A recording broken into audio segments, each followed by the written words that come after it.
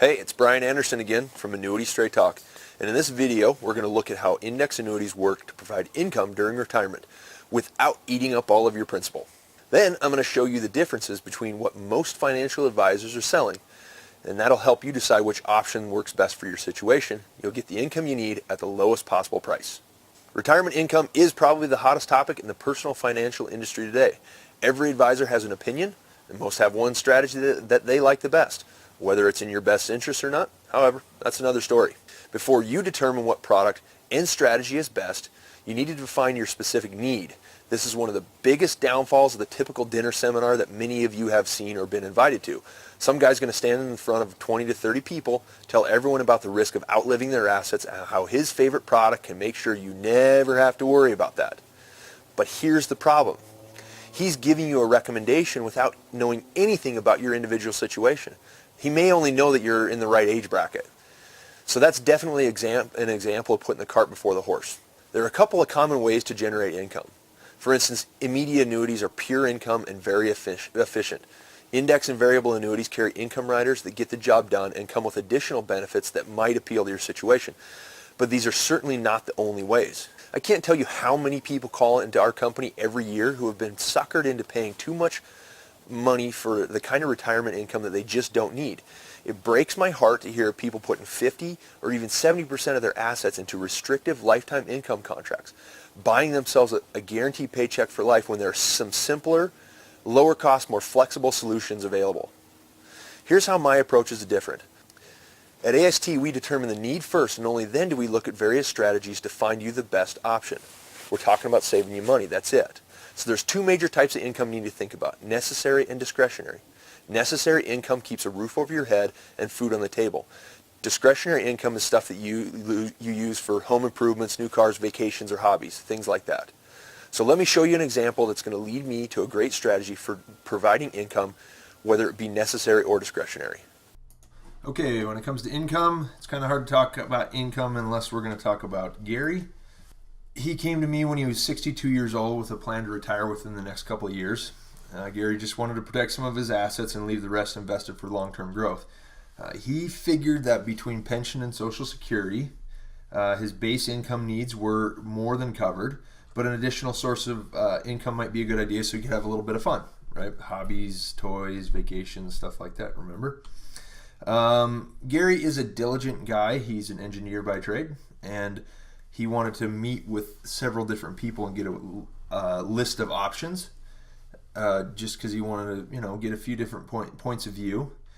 And so I sent him off to do that. And when he came back, it was easy to take the stuff that he had seen and do a quick comparison and find a better path for him. As you can imagine, Gary had been pitched a favorite index annuity from each of the advisors. All of them came with an income rider, which carried an additional fee in exchange for the promise of lifetime income. Now, there's not really anything wrong with that. Any annuity you buy is probably okay, but is it really great? Is it something you can get behind and get excited about and understand? When it comes to income riders, I always say, and I don't want you to forget, don't buy it unless you absolutely need it. And there's usually a better way after that. And here's why. I'm going to explain some of the building blocks of the index annuity. In order to understand the whole picture, we first need to look at a historical performance of an index, so we can put some baseline numbers in place. S&P 500 from 2001 to 2016, the last 15 or 16 years. For this example, we're going to project 10 years starting in 2005. And because Gary was going to take income in 2 to 3 years, we're going to use the first 3 years of 2005 through 2007, and that's where we'll get it started. Okay.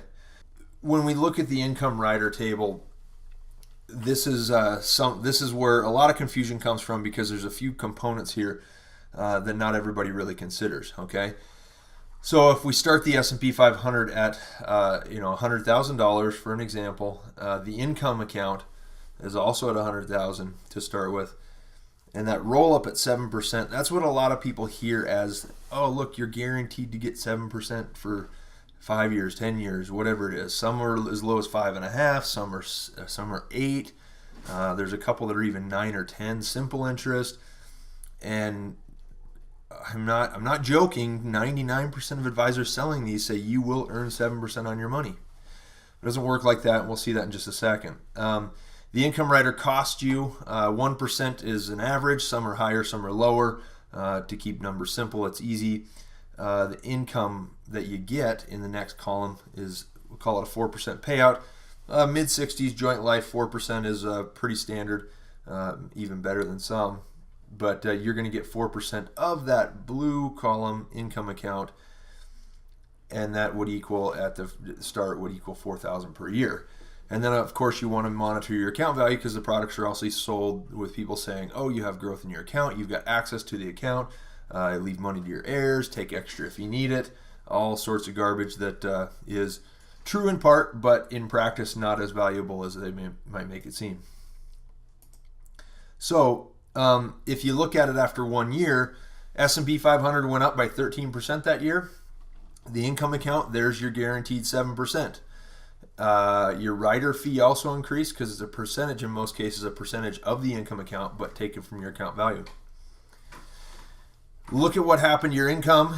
It's 4% of $107,000, so that's $4,280 a year. That's your guarantee 7% that everybody tells you you're getting. You're not getting it except for on the income payout. So it's simply a number. Notice we don't even put a dollar sign in front of it, because it's not money. It's simply a factor they use to calculate income. And so that's one of the biggest fallacies that you're going to see in the marketplace, and you will be pitched it if you want to start meeting with a bunch of local guys or even go to a dinner seminar. The net account value after that, it capped out at 5%, took the rider fee out, and so you got a little bit of growth, but not as much as you would have otherwise. Taking it one more year, S&P 500 was up a little over 3% that year. Income account, another 7, 114.9. The rider fee also increased, and the income increased by 4%. So that's just like Social Security. If you wait from 60 to 72, you get a percentage increase every year, and that's all you're doing, is you're buying a pension that's very similar to Social Security. Again, another little bit of growth in the account value, and so that has risen a little bit as well.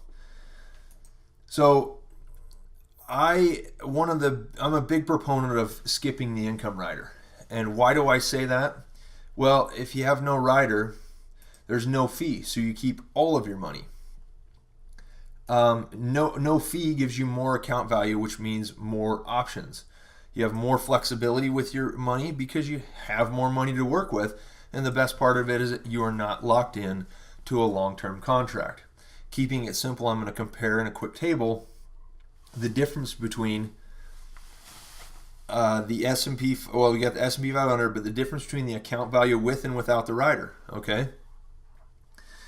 So same numbers in the S&P, and we're going to show the income starting in the third year. In the olive column, we've got the net account value after the cap, the rider fee, and the income draw. And then in the orange column, we've got the account value, same income, but no rider fee. And you can see we've got 2012 highlighted. There's a $10,000 difference in those figures, okay? If you go all the way down to 10 years, a difference between $79,700 and $94,900 is over $15,000. That's nearly 20% more money.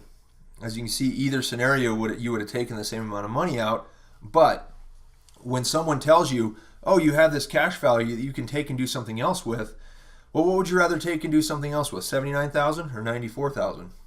It's pretty easy. Now, if you continue to draw this out over 20, 25 years, there's going to be a larger contrast between the numbers there because that gap widens, and that's simply the true cost of the income rider, and that's what's taken out of your pocket. So I showed Gary an index annuity with no income rider and showed him how he can use the free withdrawal provision of the contract to take money on a discretionary basis whenever he has a use for it. So Gary didn't need the income, he wanted it. Maybe he wants to buy a motorcycle, maybe he wants to take the family on a trip, whatever it would be. So if he equal withdrawals to the income rider, his money is going to last for 25 years. And that's going to last, it's going to go a lot longer with some growth in the contract too, which we saw in the last slide, there's growth in the last 10 years in the S&P 500, so the index annuity is going to increase. And even after 10 years, he had 94,000 left. He had well over 20 years left in the contract at that point if there was no growth, right? So the best part about it is that his contract, we gave him a 7-year contract, so he's not locked in forever. In fact, he's out when he's 69 years old. So he's going to need to start taking RMDs at age 70 because it was qualified money, came out of his 401k. And he's going to want to reposition those assets when his planning scenario changes. At 70 in RMDs, then he's required to take a certain amount of money out. He goes from being, kind of full discretionary, take what he wants when he wants it, to being required to take a certain percentage out every year. So this is, again, something you can't do as well with the income rider, because if you think about it, RMDs come, and remember the last slide where $79,000 in the income rider account, the income rider is going to cover your RMD, but you just don't have as much money, so the requirement's not as high.